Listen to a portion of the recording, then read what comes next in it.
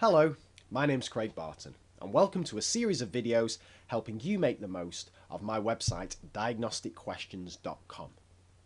In this video we're going to look at how we can analyse the results of a quiz that we've assigned to our students. I'm going to work under the assumption that you're happy setting up a quiz and assigning it to one of your classes, and if not, just take a look at the videos earlier on in this series and there's a link to access all of those in the YouTube description below this video. So let's have a click on assignments here after we've logged on, and this will give you a list of all the assignments that you've set as a teacher. So here are mine. And the one I want to look at here is circle theorems, which I set to my Year 11 class. And I can see here 15 have started it, 15 have completed it out of a total of 20 students. And if I click on this action button here and click on data, that's my favourite way of getting to the data section. Right, let's have a look what this page shows us. So if I scroll down here, I can see 15 attempts straight away, headline figure 84%, not too bad. But look at that bar chart. Straight away, that's telling me something interesting. Question 4 and question 8 were obviously big issues for my class. If I scroll down, I get a little summary of the numbers. Now, I should say straight away that this video is going to be re-recorded fairly soon because this page is going to get some major updates and improvements. But the basic functionality and more will still be there. So there's my overview. Question 4, I can see that 9 went for A, 6 went for C. I wonder what's going on there. Question 8, a split between B and C, 3 and 4, with only 8 getting it right for D. If I scroll to the bottom, I get a lovely summary of my students' performance. And again, it's very clear here that question 4 is causing problems. Now, if I hover over any of my students' answers, I can see a little sneak preview of the text that they've put in, which is their reason that they've given. So straight away, this is going to give me some kind of insight into what their thought process is.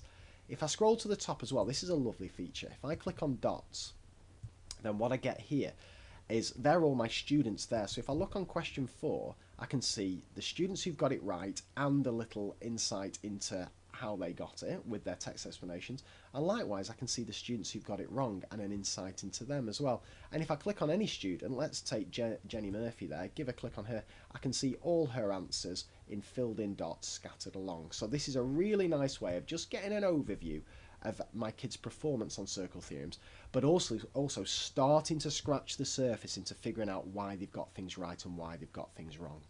Right, we need to look at question 4 in greater depth because something's definitely happening here. So I'm going to click on question 4 and that takes me to the data page for question 4. Now in standard mode, what this does here is it just gives you a summary of all the reasons students who got it right gave. Now that's going to be very important, and those of you who've watched the video when students answer quizzes will know that this is the page that they can go to whenever they get something wrong to read explanations from students all around the world who've got the answer right. But we can do more as a teacher, because I saw on that previous page that a load of my students were going for A. Now you can probably already predict why they're going for that.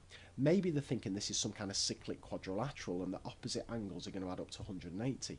But let's actually get to the bottom of that and see if that is the case. So I've clicked on advanced there, and for users I am going to go for my class. So all students taught in class, and I've got a selection of classes, but the one I want is my top one there, 11FMCB. And I'm going to apply my filter there. And this is going to give me all my students' names. It's going to give me the answer, and at the moment it's filtered to just give me the ones who've got it right. I want everybody there, and now I can really start to hammer home what's going on here. I can see all my students and the answer that they've given. If I want to just look at the ones who've got it wrong, let's have a look at that. And sure enough, I'm seeing the words vertically opposite, I'm seeing cyclic quadrilateral, adding up to 180. So I have pinpointed the exact misconception that my students have had.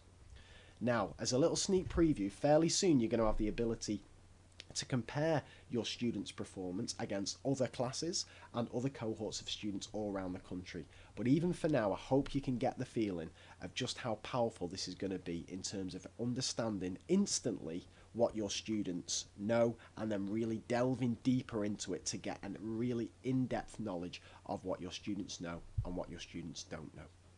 As I say, if you want to watch all the other videos in this series, just click on the YouTube link that is below this video, and I will return with another one soon. Take care. Bye for now.